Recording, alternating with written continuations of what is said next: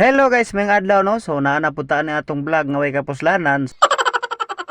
Kini nga lugar guys, paduong mi sa dagat ani. So kini nga video continue ni atong pag adto na mo og Simala. Nahuman mi didto sa Simala is mga launa na siguro. So pagkahuman na mo didto, naka-decide akong tibok pamilya nga mga ligo na lang mi og hapit og dagat. Kaya ang among balon nga gidala is wala pa jud taw nahurot. So mao nang niadto mi didto nangadto mi sa Kasay Dalagit Beach Resort. So pila ra may dagan sa oras guys, naabot gid mi sa Kasay Beach Resort.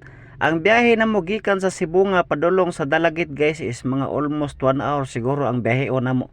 Depende sa dagan sa driver. So ang entrance na mo dire is 50, ang cottage is 450 pero wala mi nag-cottage guys tungod kay wa pod mi budget. So nang yaka na lang in taon mi sa sahog. Pero bisan og nagyaka mi guys, worth it kayo ang among view nga among nakita o sama ani kanindot. Abi bitaw ninyo guys, pag adto na mo ani nga beach sa Dalagit nga Kasay Beach Resort, nakapangutan ako sa kung kaugalingon ba og kanon naabot man mi dire sa Dalagit og kaliko og dagat nga unta dool ra man tabig dagat.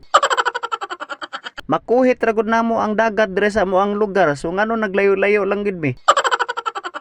Ang rason namo guys nganong naabot mi anang Dalagit pag pangaligo og dagat kaya among nabantayan ang dagat sa Lapu-Lapu parat kaayo dire dili man.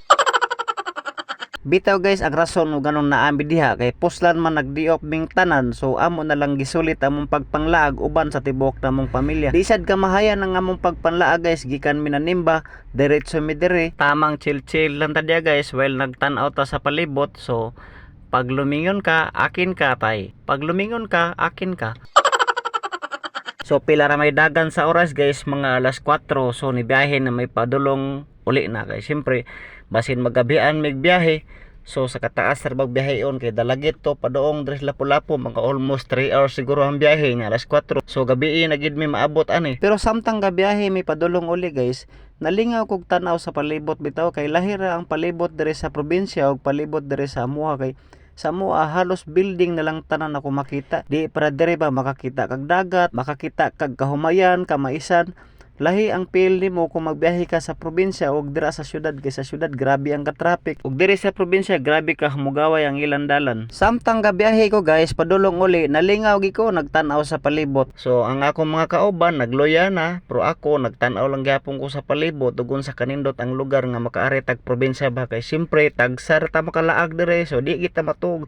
Balag katugo nagmayo pero ang akong mga kauban hapla sila ako ray wala. Kining dapita guys hapit na mi maabot sa mua sa kataas na mong biyahe gikan sa alas 6 hantod sa alas 5 si prami nga nakaabot sa amuang balay. Daghang kayong salamat sa mahal na Birhen sa Simala nga iyaming gigaydan pag ari dire. Daghang kayong salamat sa pagtanawan ni nga video. Sa sunod na pod, bye bye.